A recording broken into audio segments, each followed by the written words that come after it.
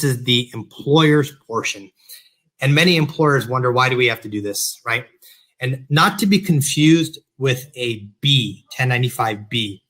So issuers of insurance policies have to issue a 1095B. They are reporting to the IRS, essentially on a belly button or social security basis, which employees had health insurance for which month. And it's a simple X in the month in which someone was covered.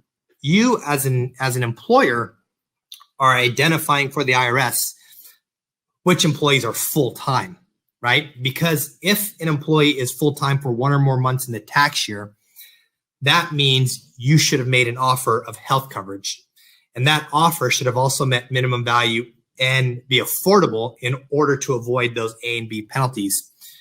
So you are preparing those returns to the IRS. And again, one of the things I'll note, I see a lot of payroll companies and other systems, not just limited to payroll companies, but a lot of other vendors will prepare a form on essentially every employee in your organization.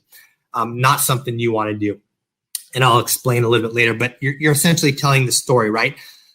Generally, so line 14 is always going to be filled out. Depending on what is in line 14, you may or may not have data in line 16, and you may or may not have data in line 15, but you're telling a story, right? The employee is not employed for my company, not employed in February. Oh, I hired this employee in March.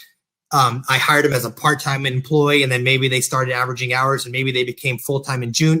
Full-time in June. Now an offer should be made and effective, within the proper waiting periods, and then the appropriate coding would follow, right? Whether those plans meet minimum value, minimal essential coverage, the cost, and whether that employee enrolled or declined. That is the story you are telling the IRS